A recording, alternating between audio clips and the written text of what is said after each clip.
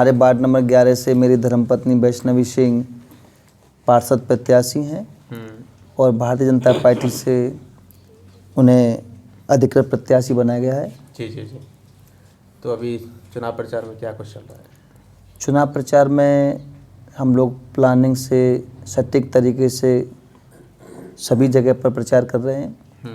हमारे यहाँ पर लगभग 5 गांव वार्ड नंबर 11 में आते हैं। वार्ड नंबर 11 में 5 गांव जुड़े हुए हैं। 5 गांव आते हैं और अधिक जो आसपास की कॉलोनियाँ ये सब मिल 5 गांव तारसी है, अच्छा, तनगांव है, मुड़ेशी है, नगला गोवर्धनपुर और नगला पटपरगंज। अच्छा, ये 5 गांव आपके वार्ड नंबर 11 में आते हैं। जी। तो क्या कुछ ऐसे मुद्दे हैं जिनको लेकर के आप चुनाव प्रचार कर रहे हैं? असल में हमारा गांव पूर्व में भी काफ़ी विकसित रहा है। भारतीय जनता पार्टी ने चौमुखी विकास कराया है। पूर्व में हमारे मेयर भी थे, विधायक भी रहे, सांसद भी रहे, चूँकि सब लोग जानते हैं कि भारतीय जनता पार्टी का नीचे से लेके ऊपर तक डबल इंजन की सरकार है। डबल नहीं बल्कि ट्रिपल इंजन की सरकारें मथुरा में रही हैं। तो विकास हुआ है सभी जगह पर। तो विकास को लेकर के बहुत कुछ छूटा नहीं है। छोटी छोटी चीज़ें जो बची हैं उनको भी आगे पूरा करना है, क्योंकि प्लानिंग केवल विकास तक सीमित नहीं है। और चूँकि ये अभी ग्रामीण प्रवेश है और नगर निगम में शामिल किया गया है, तो फिर बहुत सारी चीज़ें अभी होनी बाकी हैं। नहीं, जैसे कि आपने बताया कि मथुरा में पूरा कुनबा कहें बीजेपी का ही था, तो कहीं ना कहीं कुछ ऐसी समस्याएं होती हैं, चाहे कितना भी किसी पार्टी की सरकार हो, तो जो असल समस्या होती हैं वो जमीन पर रही जाती हैं। मैंने आपको कुछ तो ऐसी समस्या रही होंगी। मैंने आपको बताया कि जैसे पूर्व में 2017 में जब नगर निगम में गांव तारसी को शामिल किया गया जी, तो ग्रामीण प्रवेश था। तो ग्रामीण प्रवेश में न तो सीवर लाइन होती है, ग्रामीण प्रवेश में न वो बहुतायत में एक अच्छी तरीके से सड़कें होती हैं, ग्रामीण प्रवेश में न वो बहुत अच्छे तरीके से बिजली की व्यवस्थाएं होती है, पानी की समस्याएं भी होती हैं। तो उन चीज़ों को निश्चित तौर पर जब नगर निगम में शामिल किया गया है तो सीवर की समस्या अभी उसका काम शुरू होना है, वो भी होना है। सड़कों का पानी की समस्या तो पहले से ही, पानी की समस्या हमारे यहाँ बहुत पहले से रही है। हाँ बिल्कुल, क्षेत्र में तो उस दिशा में काफ़ी प्रयास किया गया है। लेकिन जिस प्रकार से भारतीय जनता पार्टी ने हर घर नल और नल में जल और ऊपर से उसमें गंगा जल लाने का जो प्रयास किया गया, आधे मथुरा में हमारे में गंगा जल आ रहा है, तो हमारा पूरी तरह से इस पंचवर्षीय कार्यक्रम में ये रहेगा कि हमें तारसी में भी गंगा जल प्रत्येक घर में पहुंचाने का काम करें। तो जनता के विचारों किस तरीके से आपको स्नेह मिल रहा है? जनता का स्नेह मिल रहा है।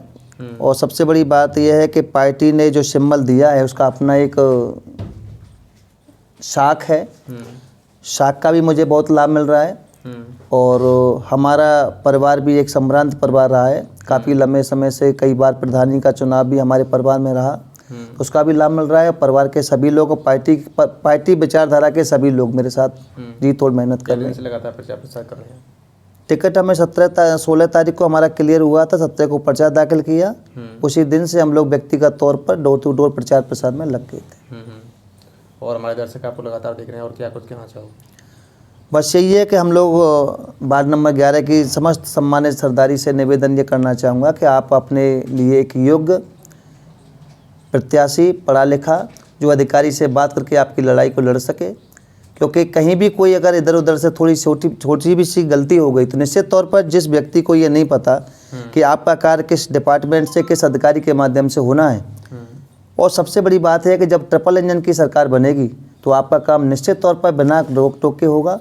और अगर किसी निर्दलीय या बसपा, जैसे हमारे सामने प्रतिद्वंदी के तौर पर बसपा का प्रत्याशी है, कई प्रत्याशी इस प्रकार से खड़े हो गए कि हमारी पार्टी से टिकट मांग रहे थे लेकिन उन्हें टिकट पार्टी ने नहीं दी तो वो विरोध में खड़े हो गए।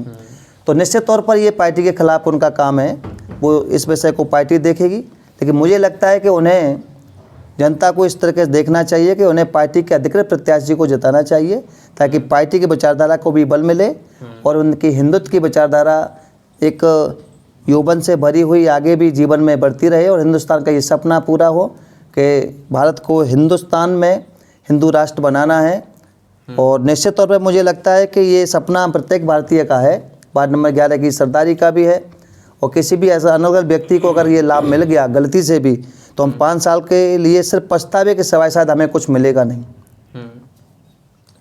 तो पार्टी को लेकर के आपने बहुत सारी चीज़ें कहीं, लेकिन जब चुनाव जो कोई व्यक्ति लड़ता है तो चुनाव से पहले तमाम तरीके के वायदे किए जाते हैं, लेकिन जब वो पदासीन हो जाता है तो जनता जस की तस रहती है, वादे की भला भाई हो जाते हैं। नहीं, आपने बिल्कुल सही कहा। आज चुनाव का समय है। वार्ड नंबर की कोशिश करता है ना जनता को। वार्ड नंबर 11 की सरदारी ये अच्छी तरीके से जानती है कि जो चुनाव लड़ने वाले व्यक्ति आज वोट मांगने उनके पास जा रहे हैं, वो शायद चुनाव से पहले उनके बीच कभी देखे नहीं गए। सब लोग जानते हैं कि वो शायद वो देखते हैं कि ये व्यक्ति जो वोट मांग रहा है ये हमने कभी पहले देखा नहीं, इसको हम जानते नहीं, तो लोग बताते हैं कि ये फलां का बेटा है, फलां का भतीजा है और आप इसको वोट दीजिए। तो हाँ जी, तो कहने का मतलब है कि उन्हें की कोई पहचान नहीं है, उन्हें ज़बरदस्ती जनता के ऊपर थोपने के प्रयास किया गया है। लेकिन निश्चित तौर पर जनता ये जानती है कि मैं उनके बीच हमेशा रहा हूँ, और मैं अब तो चुनाव लड़ रहा हूँ कि उनके बीच जाना बहुत ज़रूरी है, लेकिन चुनाव से पूर्व में भी उनके बीच में हमेशा बरसों से उनके बीच रहा हूँ। और वो बच्चा महिला पुरुष बुजुर्ग सभी लोग व्यक्तिगत तौर पर भी मुझे जानते हैं, व्यवहार से भी जानते हैं, शक्ल से भी जानते हैं, नाम से भी जानते हैं। तो एक आशा नहीं है, मुझसे कोई भी व्यक्ति, महिला भी सर जी कह के रोक के मुझसे बात कर सकती है, बच्चा भी रोक के बात कर सकता है, बुजुर्ग भी रोक के बात कर सकता है। तो उन्हें कभी लगेगा नहीं कि पार्षद कहीं हमने किसी और व्यक्ति को। मुझे लगता है कि हर मेरे साथी जो चुनाव प्रचार में शामिल है और वार्ड नंबर 11 की सरदारी का प्रत्येक व्यक्ति ये समझो कि वो पार्षद बनेगा। उन्हें कभी महसूस नहीं होगा मैं एक लेटर लिखवाने के लिए भी कहीं किसी के पास जाना है।